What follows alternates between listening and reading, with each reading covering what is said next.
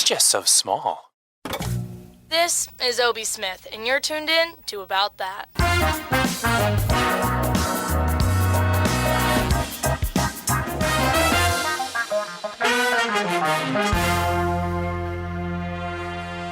Alrighty, guys. Good morning. It's been a minute. I hope you enjoyed your holidays. If you didn't hear it in the intro, my name is Obie Smith. We have a very special episode for you today. I bet you will notice something a little different if you are tuning in on the YouTubes. I know, right? YouTube, that's exciting. We have some visual aids for you guys today. And even better, I'm joined by my friend, Drew Sugart. Sugart, Yes, did I nail it? I was literally shitting bricks about to have to do that.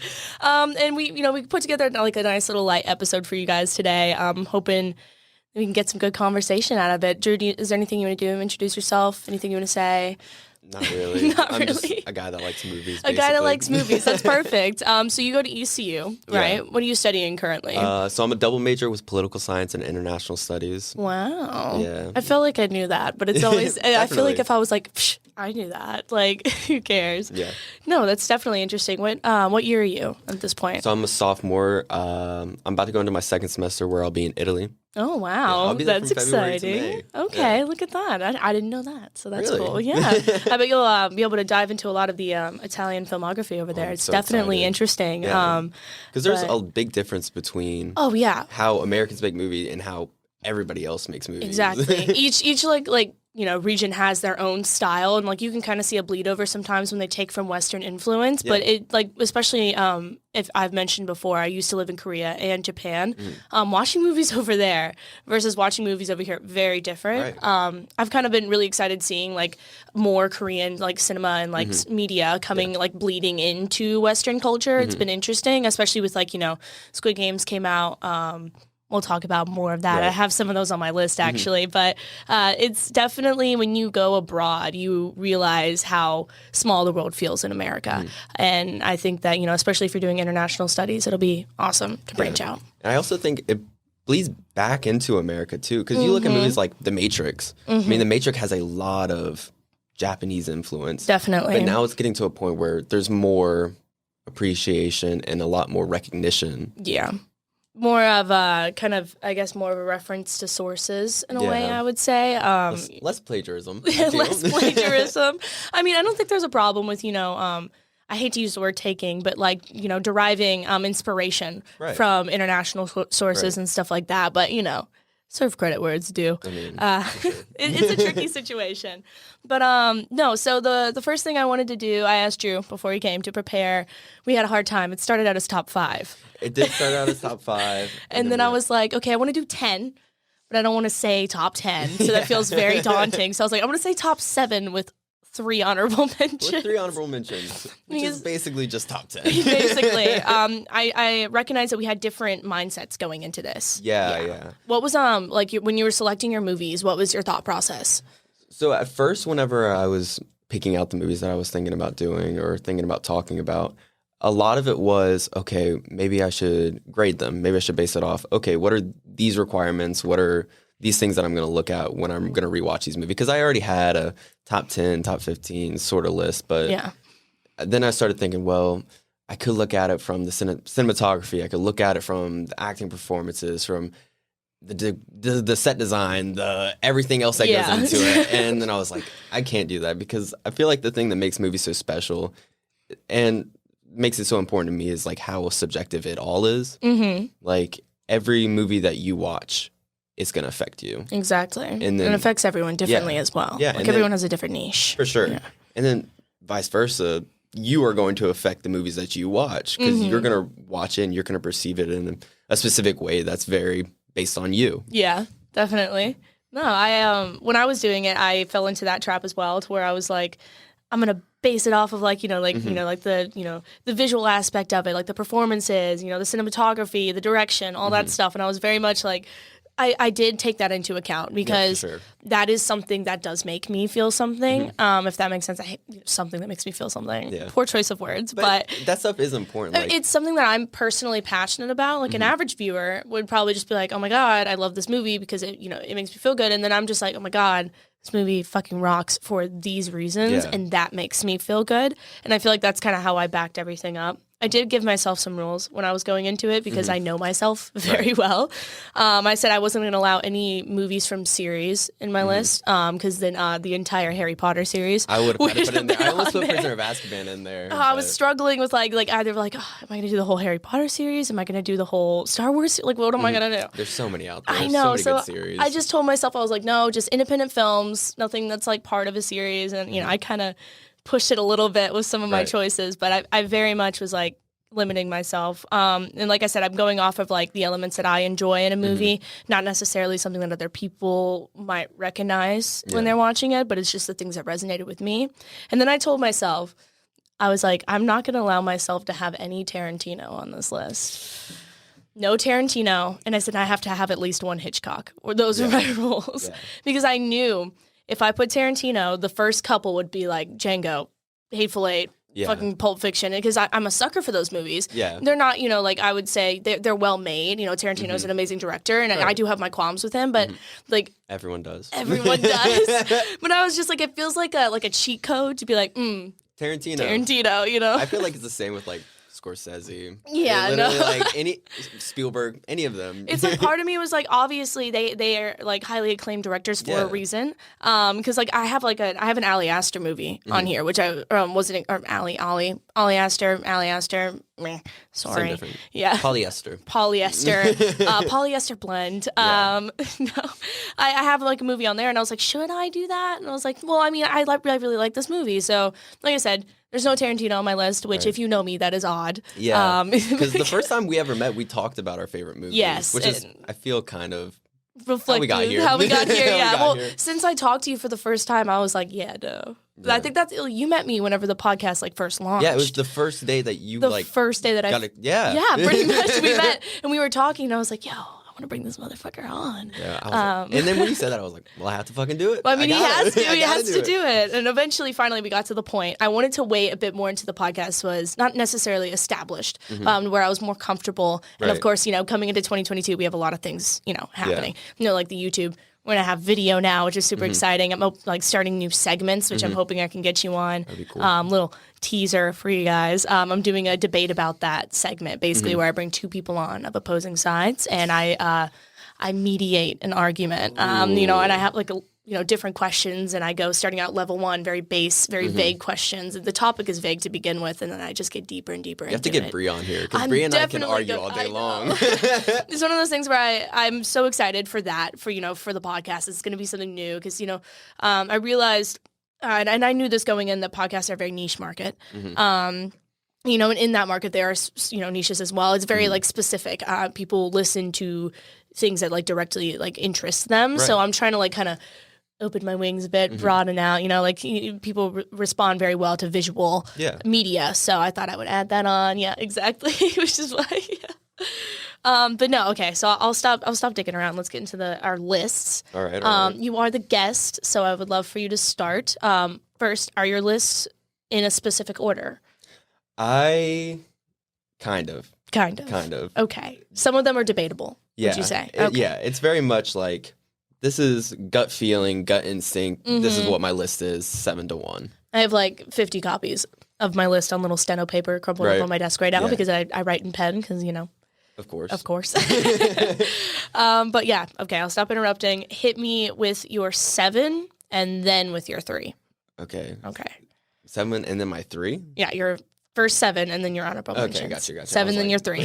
Total 10. Okay. Math. The Machinist is my first for the 7. Gotcha.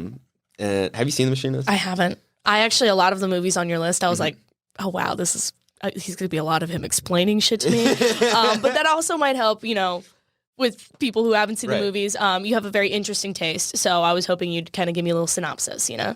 And then tell me why. So The Machinist is starring Christian Bale. You've probably seen the pictures of Christian Bale where he's like tiny, like thin as a rail. Yes. That's this movie. Okay. So he's a 6-foot guy. He was about 200 pounds before filming. When they started filming, he got down to like 110, 120. Oh, wow. He was That's thin, insane. Yeah. Dedication, method acting. And so basically, the plot revolves around this factory worker, Trevor Resnick.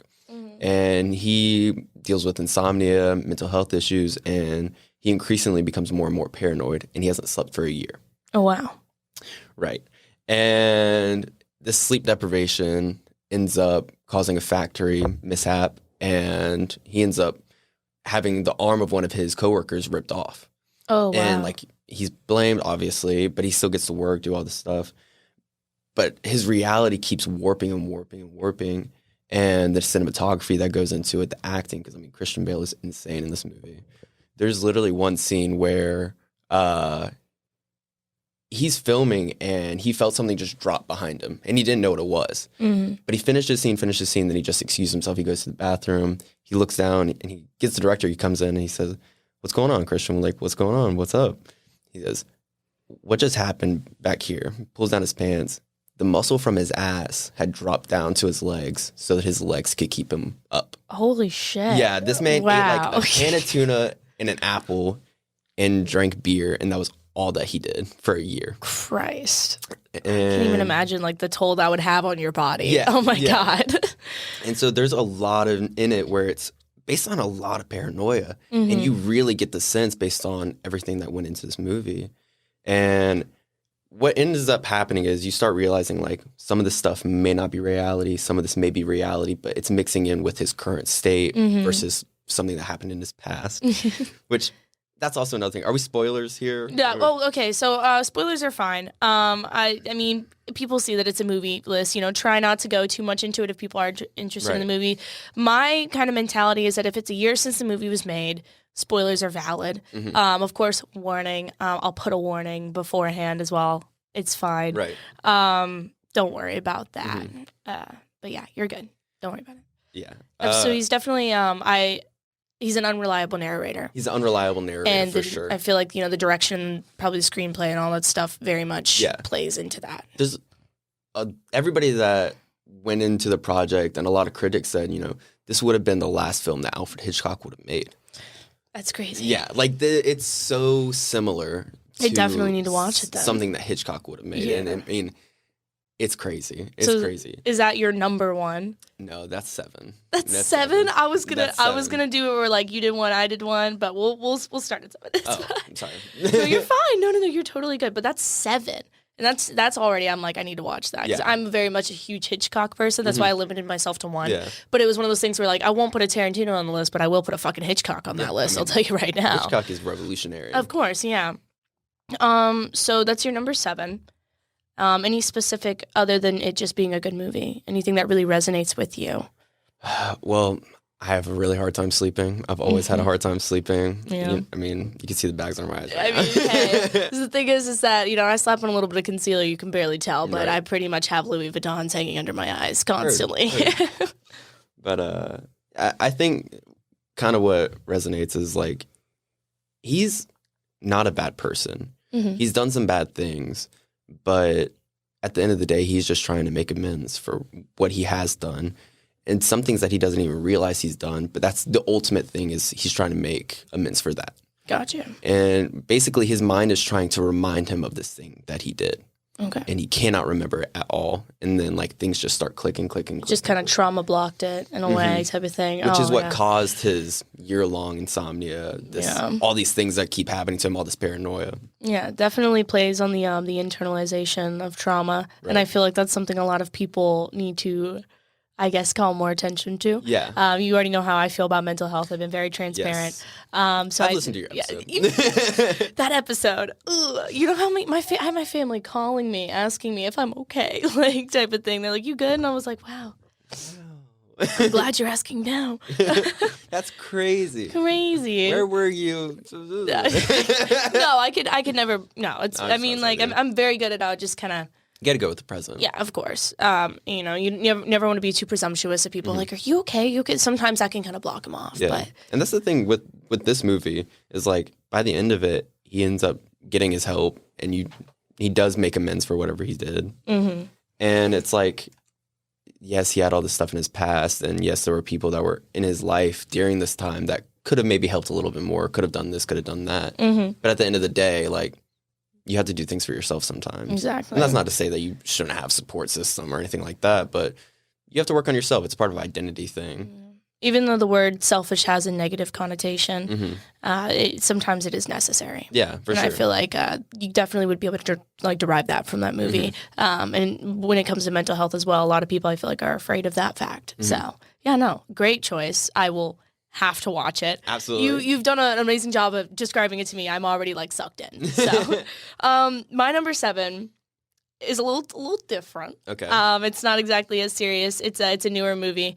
Trial of the Chicago 7 is my number 7, which I am so giddy because I just realized that it's the 7 and 7. Yeah. I just got really excited about that. This movie brought me in so much just for like general fascination with the topic. I was already like hooked. I was like, cool, awesome. I went and bought the screenplay. I have the screenplay sits on my shelf now. That's and then cool. I also have a couple books on the topic that I did not own before. Right. So, it kind of opened my eyes. And it has, I hate to say it, a Tarantino-esque feel to it. Does it? I haven't seen it. It is very good. It has the pacing and the visuals alone, It's very much something that I would recommend watching. I don't want to get too much into it because it's one of those movies where I'm like, you need to just go watch it. Right. You just need to. It has there's a lot of great actors in it. yeah, of course. The only one I can remember right now, for some reason, is Eddie Redmayne because I love him. Sacha Baron Cohen's in it, right? Yes, he is in there. Every time I think of Sacha Baron Cohen, I know I'm supposed to think of him from like, what is it, like Borat? I think of him from Sweeney Todd every single time. Is he in Sweeney Todd? He's in Sweeney Todd. He plays Todd? Mr. Pirelli, the shavy guy. Pirelli. Wait. Yeah, that's him. The shaving guy? The shaving guy, not Sweeney Todd. Obviously not Sweeney Todd. Obviously, that's my Johnny. boy Johnny. That's my boy Johnny, and we will talk about Johnny Depp. I have been told we need to discuss Johnny Depp. Is that you or me? Phone's off in the theater, sir. You're totally good. You're totally fine. But no, just like the pacing. We'll stop talking about Sweeney Todd. Yeah. Put that Let's to get the back side. on the trial. We'll put that to the side for when we rant about Johnny Depp. Because I have so much to say. Yeah. No, I mean it's a fantastic movie. If you haven't seen it, I definitely recommend it. It is on Netflix, if that is your streaming service.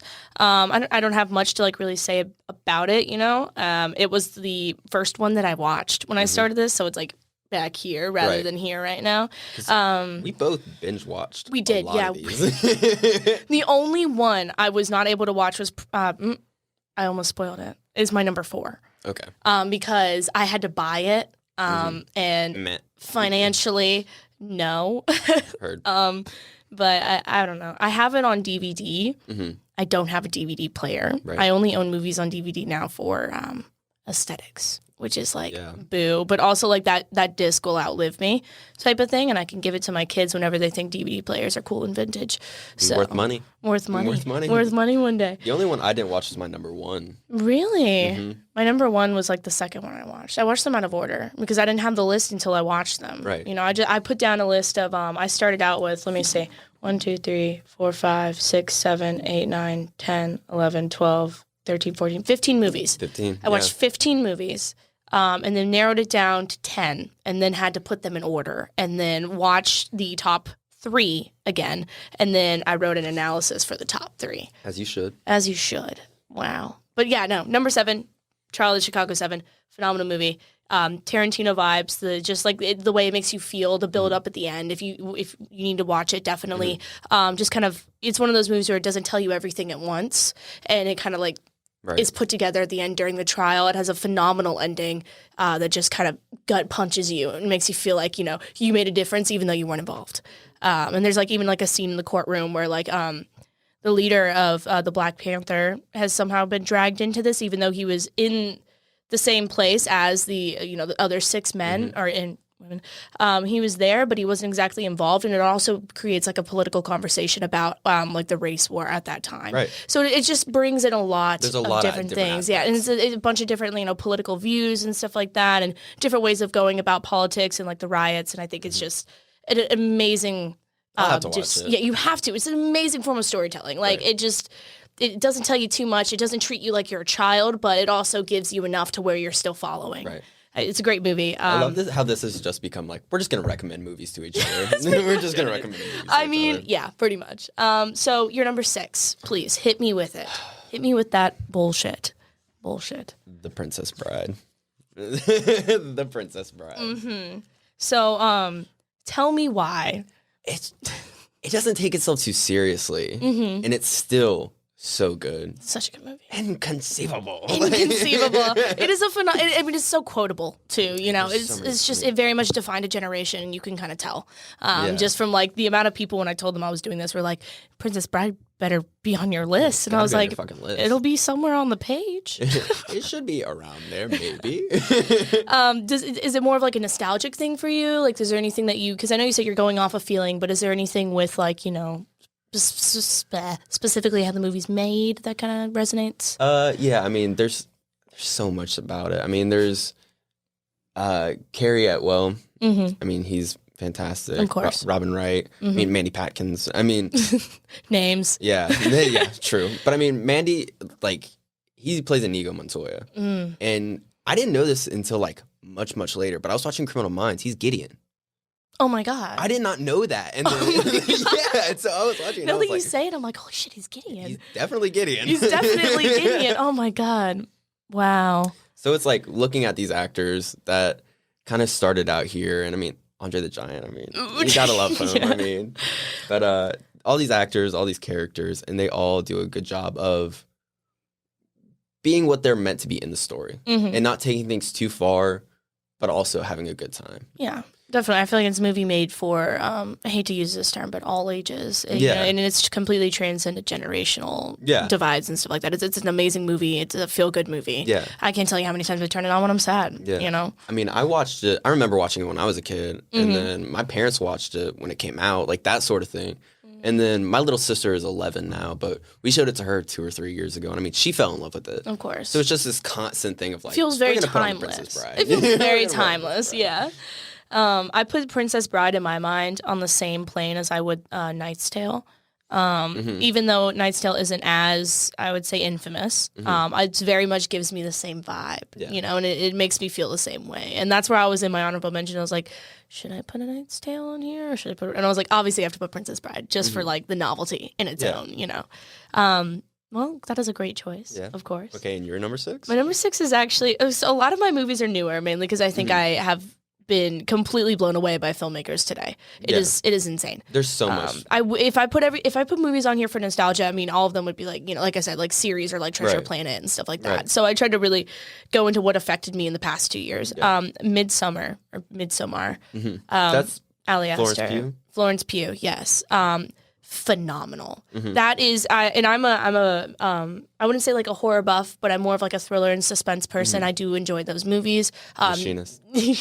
They make me feel things, and things that I'm not used to feeling. Of course, like in my daily life, I can you know feel sad, or I can feel happy, or I can feel like romance and stuff like that. I mean, but what can you say? But something about like horror movies and thrillers, it is not a feeling that you come across of every day, or that I hope that you don't. Terror, fear. Holy shit, the adrenaline those movies give me. If you're feeling that every day, what are you doing? Are you okay? Yeah. You need to talk. You know you can tell me anything. But no, like Midsommar, I don't know how to say it. I think Midsommar feels more pretentious, so I'm going to say Midsommar.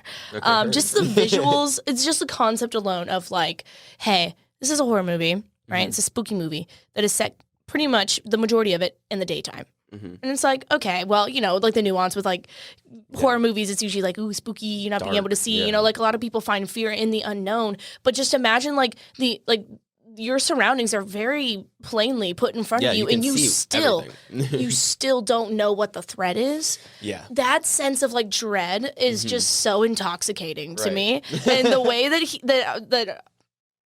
he's able, is Ari Aster? I've been saying Ari Aster is able to just like encapsulate that feeling and just project it on the audience. It's insane. It's phenomenal. Right. Florence Pugh is an amazing actress. She has completely captured my heart in the past year. I think she is definitely going to be one of the greats. Yeah. One day. Like even like I saw her in like Little Women and I was like, oh my God, she's so fucking cute. Little Women is an all-star cast of like upcoming people. Yeah, definitely. I mean, Emma Watson's been around for a long time, but like but like Timothée Chalamet was in that, wasn't he? And then what's her name? Cezorni. There's I'm not thinking about the girl. She was in The Host. I don't know. I haven't seen The Host. I forget her name. It's okay. I'll look it up later and be mad at myself for forgetting. And then like the visuals in that movie and like just the way that like have you seen it? You haven't. I've not. I will not say a damn thing about that movie to you because you need to just watch it. Okay. Like this is just us recommending movies to each other. It's my number 6 mainly because, like the ones above it, like I just love those movies. But that movie, like if I were to pick like a perfect movie in my eyes when it comes to just like the script and just the effects and the visuals and the way like the camera, works with the actors, the way they bounce off of each other, the sense of dread and the conversation it creates on like cult mentality and toxic relationships and feeling, internalizing your PTSD. Right. If you like you said, is the Machinist, The Machinist definitely creates that conversation as well. That is my perfect movie on paper. Right. That it really is. And part of me feels like, oh, why isn't it your number 1?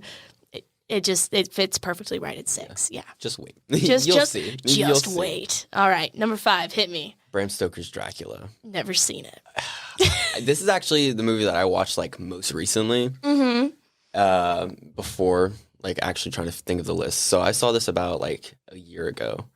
And it has, I'm going to say some names again, as I always do. Hit me with those names. Because actors are always like what makes a movie for me almost. Because I've seen like some really, really bad movies, but the actors are so good in them that I still like it. Okay. And you kind of see that even like today. Like definitely. People talking about like Andrew Garfield and how like, oh, he's amazing as Spider-Man, amazing as Peter Parker, but The Amazing Spider-Man is not like... Don't start with me on The Amazing Spider-Man because I actually really like those movies. I enjoy the first one a lot, and the second one is like they're rushing a lot. Yeah, the second one, I mean, the pacing is really fucked up in it. Yeah. I would agree, yes. But I do believe that Andrew Garfield, and I might get lynched for this, especially by Kyle and all them. I love Tobey Maguire. I love Tom Holland, but Andrew Garfield. He's my favorite too. He does something to me. I can't describe it. Like I remember when I was a kid, I was like, oh my God, I would blush talking about that man. I'm like, oh my God, what's wrong with me? No, Andrew Garfield is just, I think he plays the role perfectly. He's like, at the time when he played it was just the right amount of young, just the right amount of sexy, and just the right amount of just like a good ass person to just really balance out, I would say. Yeah, and I think the cool thing about the way that he portrays Peter Parker is like, yes, a lot of people say, oh, he was too cool to be Peter. So if you go back and watch those movies, he's so awkward. He is, he's yes. So, like, oh my God. And his chemistry with Emma Stone. I mean, yeah. No wonder they ended up dating. That relationship. Oh my God. Hold on, just a little break here, guys. Do you know they broke up because like he wanted a family and she didn't, and now she's pregnant? Wow, right? Wow. I literally sat there and I was like, Emma Stone, I love you, girl, but you fumbled the bag on that one. Come on now. Goodness. But no, so Bram Stoker's Dracula. when was this movie made? I think it's 1994, I want to say. So, okay, I would hate to say something made in 1994 is old, but I mean, it's not like a okay. I mean, gotcha. Gary Oldman's on my list a couple times. Okay. I feel like I have seen this. It's in like the catacombs of my brain, Yeah, it's Francis Ford Coppola's like last must-see movie, like that big blockbuster. Okay. I mean, and you can see like, he's one of my favorites too, because The Godfather. What movie talk could be left out of without The Godfather? Yeah. You have to have it in there. But it's just really interesting because they didn't want to do like a lot of like computer visual effects. They didn't want to do any CGI like that. Practical effects. So they have a lot of like throwback effects. Wow. And like a lot of the stuff, like there's one scene in particular where like it's Keanu Reeves is riding a train. Also, Keanu Reeves is fucking awful in this movie. Really? It's terrible. I'm gonna be honest. Other than like The Matrix and John Wick, Keanu. I love Keanu to death. I love Keanu to death. But Keanu plays Keanu in every movie. Yeah. He plays Keanu in a bad mood is what he plays in every movie. So this is also him in what's that one? Constantine. I like him in Constantine. Yeah, I'll take Constantine. Constantine's pretty good. I think that is his probably most non-Keanu role that he nails. Yeah.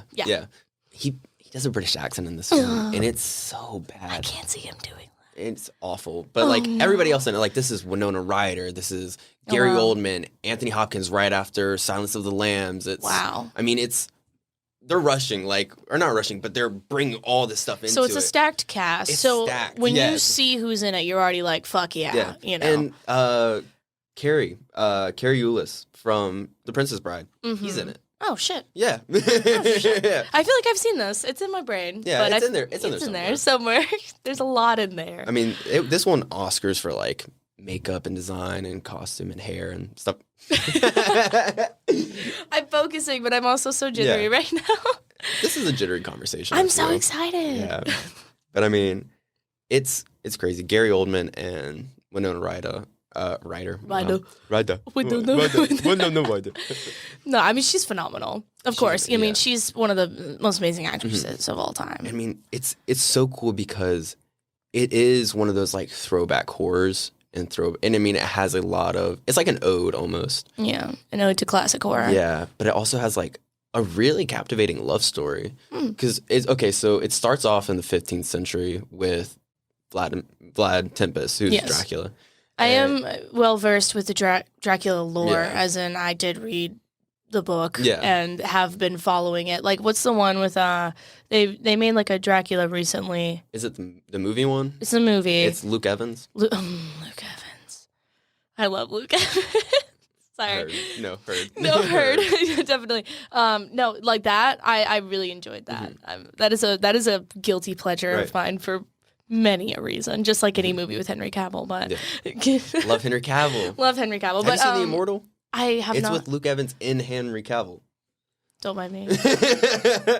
I feel like I might have looked into it. I have like a watch list that is over 400 movies. That is just that's the problem with movies, but also the biggest like boon is that there's so many. There's so many, but also you could never run out. You know. Okay.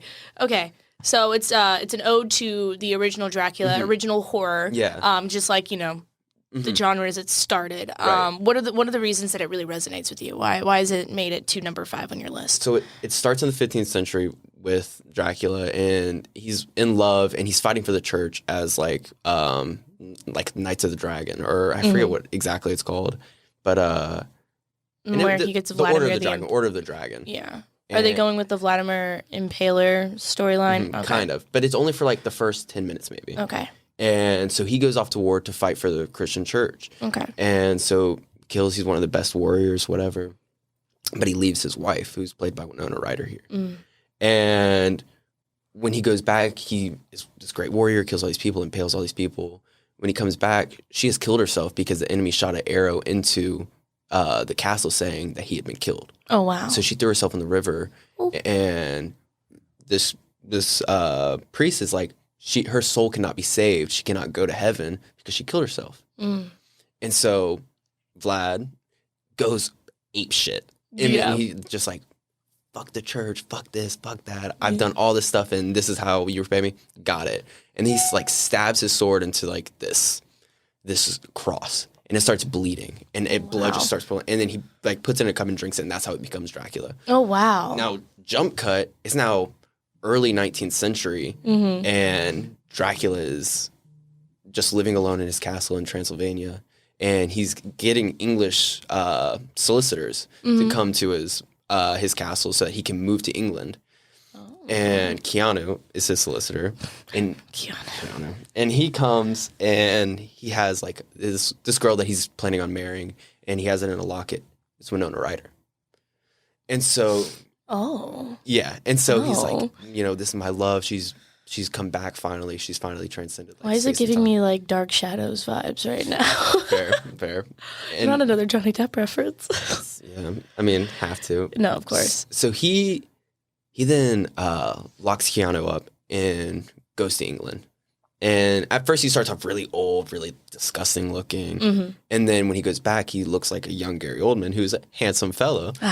Yes. And he's like wooing Winona Ryder. And it's like their love story. I mean, it's amazing. It sounds. I'm broad. I feel like I've seen it.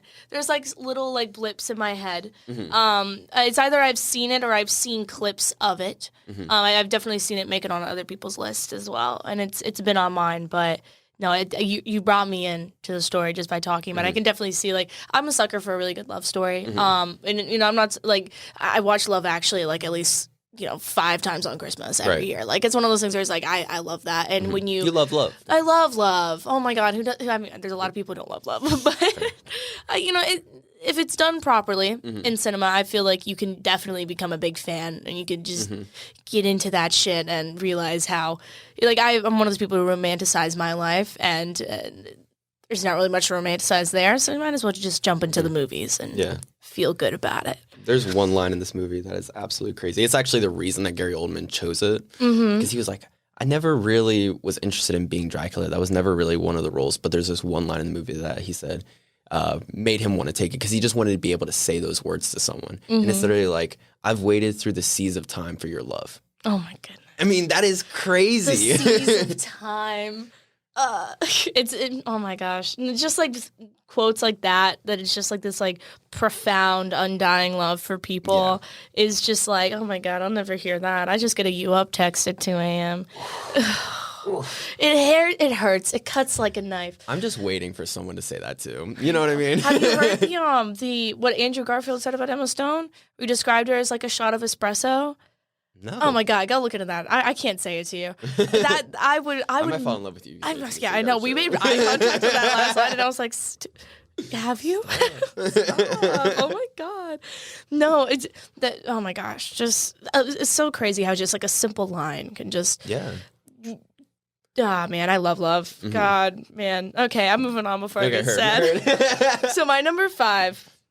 I like to think of it as the middle, even though it's not in the middle because there's 7. But I like to think of it as my middle. This movie, I can watch anytime, all the time, and I have showed it to many a friend and pretty much every person that I've been with, or like, it is a movie that since I'd seen it, I'd been addicted to it. Now, as a movie, does it really hold up as like art?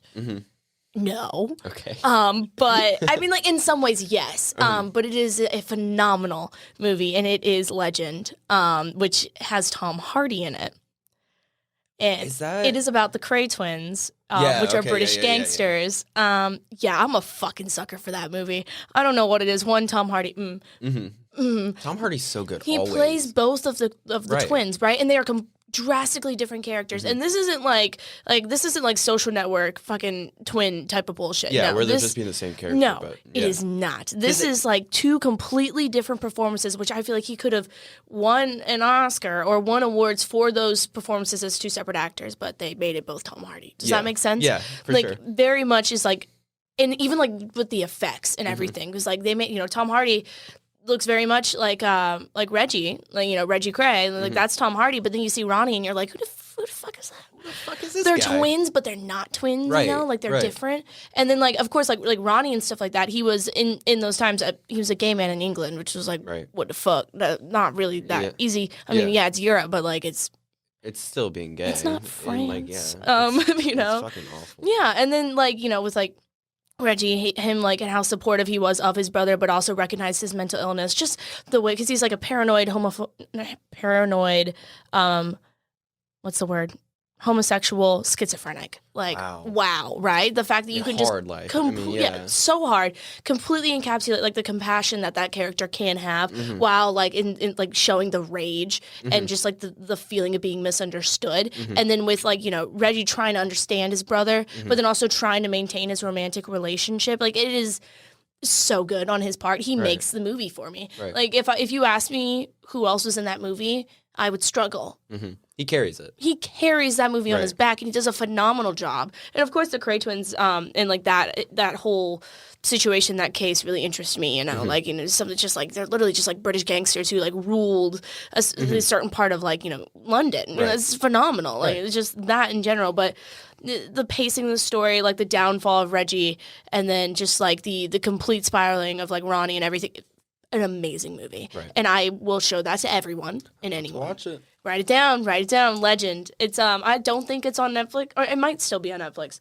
I know they took it off for a bit, and then there were people being like, "The fuck." But it's a really good movie, and that's why it's like hitting what I would say is the middle of my list. Just because I can watch it whenever, makes me feel something. Like anyone who knows me knows that like the moment I saw that movie, I've been obsessed with it ever since. I own it. I own the DVD. I also own it. Which not a lot of people can say about movies nowadays. I know. I own it. I own that, you know. I bought the right. No, I didn't buy the right. I would have. But no, I have that, you know, I own it like on Amazon, you know. Like it very much is something that I have committed to because I love it. Right. But I mean, Tom Hardy. Have you seen Peaky Blinders? I have seen Peaky Blinders. If you like Peaky Blinders, you'll like Legend a lot more. Because Legend has what Peaky Blinders doesn't. And I feel like Peaky Blinders kind of, you know, it is a show, so it is paced differently than the movie. I feel like it's more of a digestible version of that kind of like era of crime, I guess. And I definitely, I struggled to make it through Peaky Blinders. Legend, I could just sit there and watch. I love Peaky Blinders. Then you'll love Legend. You will love it. And Tom Hardy's British accent, phenomenal. So good. Phenomenal. Absolutely outstanding. Like, all right. Number 4, hit me. A Beautiful Mind. I have seen A Beautiful Mind. A Beautiful Mind is so good. I have seen A Beautiful Mind, but I saw it a while ago. Right. So, hit me. So it's this guy, and he is a genius. I mean, he's incredibly smart, and he kind of revolutionizes game theory. And before this, he's trying to figure out a way to have like a lasting imprint, a lasting legacy at his university and just on the math game in general. Yes. And so he makes this huge discovery with game theory, revolutionizes it, and then gets picked up to work like with cryptography or something like that. And I don't even remember what it's called, but something mathy. Yeah, something mathy for like the U.S. government, and he's going about his business, and he's one of the smartest dudes, but then he starts having like, he's paranoid, and there's a lot of stuff going on, and this is a spoiler, but this movie's been around for a while, but he has schizophrenia, and like a lot of the stuff that was happening. Why do we both just have like internalized traumatic people? What's that say about us? What's that say about us? I thought resignation was, oh my God. I need to call my therapist right now. But yeah, no, so he's a paranoid schizophrenic. At the time, I'm assuming that term wasn't exactly coined or acknowledged. Right. Yes. Right. So he really struggles, and he loses his place in, you know, the mathematician world and with all these other scholars and everything that's going on, and he has to take his pills, and that kind of numb that side of him, but he also feels that numbs his intelligence. So he has to try to come to terms with the way that he can think now without having that side of him. And he's still obviously like very, very intelligent, but he doesn't feel intelligent. Yeah. And it's him and his wife really working through that, and it's beautiful. A Beautiful Mind, perhaps. I feel like who plays the main? Russell Crowe. Yep, I've seen it. Yeah. God, I love. Oh man, I do really like that movie. But I can't always watch it because it hits me in the gut really hard. I feel like it's one of those things where, you know, like I am on medication, and I feel as if that sometimes stunts my creativity, which in my term. In terms, I would relate to him feeling his intelligence not as prominent due to the medications. I remember watching it. It hits a little too hard. Yeah. Not saying that I'm dealing with something that is on the level of paranoid schizophrenia, but it's hard to like, you know, that's the thing. Like, feel like your best self, when you're not yourself, really. I think movies can do a really, really good job of having like really grand things or even very minuscule things that are very specific to the plot, very specific to the story that they're telling in the movie, but can be applied to anybody watching it. Yeah. And that goes back to the subjectiveness of movies. I mean, that is the best part about them is everyone, I hope, like the same thing with like any form of media, anyone can find something to relate to, whether like, it might not be what you think it is, you know, like I've had people reach out to me about like the podcast in general, and they relate to like the most, like what I was just saying. I never expected them to get how I'm feeling in that way, or, you know, like just a certain perspective that I like touch on. And it's just, it always surprises you. Like I've had people watch the same movies that I have and not get the same things from it. And that's just the most beautiful part of it. You know, it's such a open market as well. Definitely. But no, it is a phenomenal movie. Definitely. I put it on what I would say the level of how much I enjoy watching it, and the watchability is like Good Will Hunting. Similar time frame, I guess, of movie making as well. So I believe too, same, you know, vibes, you know, like Robin Williams, Matt Damon, all that stuff. It's a phenomenal movie, and I kind of put those on the same level. I do this thing where I like to compare movies, you know, and especially since we don't have a lot of cross on our official list, on our, like, you know, on my extendo list, my extended boy, there is some crossover. So I'm just trying to close that gap. Right. All right. So that was number 4, right? I think so. Yes. That was number 4. Okay. Yes. My number 4 is a newer movie. Mm-hmm. Like I said, most of them will be. Promising Young Woman. I haven't seen a lot of new movies, to be honest. Seen this movie? No. Oh my God. It is phenomenal. It is. No, I'm pretty sure that, Carey Mulligan made it onto my list for actresses. Okay. Because of this movie specifically. Also, what drew me into this movie, I wasn't going to watch it. Mm-hmm. One of those movies that does really well at Sundance, but then once it hits mainstream, it's kind of it kind of fizzles out a little bit, which is why it's $15 to buy it, and you can't rent it. You got to own it because they got to make their money somehow.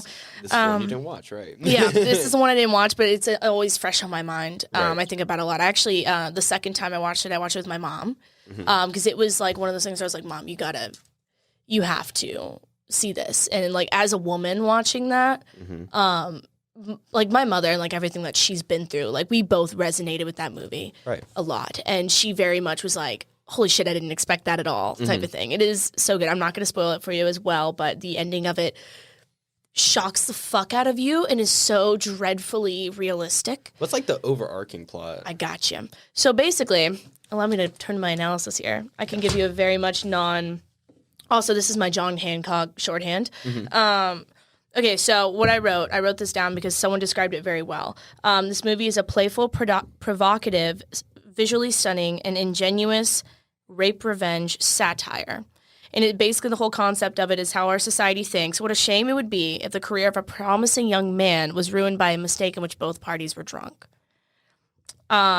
But, who cares about the trauma in which the woman will carry with her for the rest of her life, or man? It also does happen to men. But it's one of those things that's kind of touching on that stereotype. Basically, Cassie, which is Carrie's character, has like a friend in college, and this is like very clearly put out in the beginning who was sexually assaulted, and then that resulted in her ending her life. And Carrie kind of becomes like a vigilante of sorts, kind of going and pretending to be drunk at bars, and then men will take her home, and then she kind of like knocks into soberness, and she's like, you're not going to ask me first type of thing. Like, it's very much like this like revenge plot type of thing, and she has like a book, and she's like obsessive, and she like not only has lost her friend, but she loses herself, and I feel like a lot of women can reflect with that, whether or not they're taking it to a vigilante level. Right. If you listen to the hookup culture episode, women kind of have this perspective of become the man, and I feel like that movie really like to an extreme and captures that feeling that a lot of women feel today. The modern woman is very much pressured in that sense. Call her mommy. Call her mommy. Literally, it's and then she opens herself up as in she meets someone and she starts to kind of be like, okay, maybe it is time to move on, and she's like, I've really lost myself. I met this guy. He's amazing. The guy is Bo Burnham, by the way. Okay. And Bo Burnham's in this? I don't know if you know how I feel about Bo Burnham. I have a tattoo for Bo Burnham. Very much of a huge fan, which is what drew me to the movie. I wouldn't have watched it if it wasn't for him. I watched like his movie, like 8th grade, stuff like that. He's a great director, he had a debut, but this is like more of like his acting debut. Right. He was in Zach Stone is Going to Be Famous, which is on Netflix now if you haven't seen it. It was such like a little shits and giggles series. But him in this movie, I hated him. I hated him. Really? I've never hated Bo Burnham in my life. And he did it? He made you hate him? He fucking did that That's shit. fucking Because good. like you love him so much, and then then you despise him. Okay. But you find out basically, so Cassie like dropped out of college because of the whole situation. She was like top in her class. She was in med school. This guy she went to college with, he was also in her classes as well, and he'd always like had like a thing for her. And now he's like a pediatric surgeon, all this stuff. It's super cool. And they kind of like reconnect, and she starts to find herself again. You're like, fuck yeah, Cassie, you got this. And then she finds out the guy who sexually assaulted her friend is getting married. And Bo Burnham's character, Ryan, tells her type of thing. And she just is filled with such rage. Like he gets to go on and continue his life, and she's gone because of what he did. And there's no accountability. Of course, like the board didn't hold any accountability over him. You don't want to ruin it's such a promising career, I feel like this is really important for the Pitt County right now. Hello, Pitt County, are you listening? ECU, are you listening? little T no shade, a little T all shade there. But I very much was like, holy shit. You see her just spiral, and like it's put in 3 acts. There's literally a violin cover of Toxic by Britney Spears played at the climax of this movie.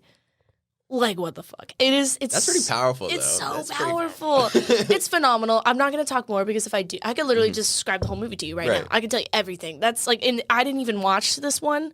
And it's still right there. You see that, right? Like, that's how you know this movie affected me profoundly. Yeah. And the conversation that it creates. And, like, the men that I've known that have watched this movie who have not only been through something, you know, like this, and they can still relate to it, even though it is in the perspective of a woman. Or the men who haven't and don't really understand that somehow find a connection with this movie, and they're like, holy shit. Yeah.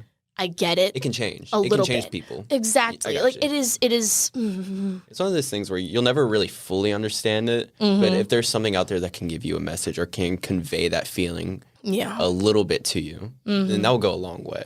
Just know when you go into it, it has a semi-feel-good ending. It's not what you expect. It's Promising Young Woman, Promising Young Woman, yes. And it has it is so good. And Bo Burnham's in it. And Bo Burnham's in it, so.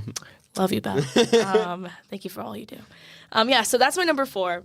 As you can tell, I'm very passionate about that. But alrighty, guys. Now, I know what you're thinking. What is this? You're getting really into that episode, and honestly, so was I, and that is why I went a little bit over my time. So we decided that we were going to cut this episode up into 2 parts. This right here is the end of part 1, and part 2 will be coming out next Friday, and you can listen to that anywhere that you get your podcast. Now, if you guys remember at the beginning of the episode, I also said that we are now doing video, which is super exciting, and you can now watch my beautiful face tell you the sweet things you love to hear on the YouTube channel. Any links like that will be in the show notes or in the description if you are on YouTube. I'll see you guys next time. Bye.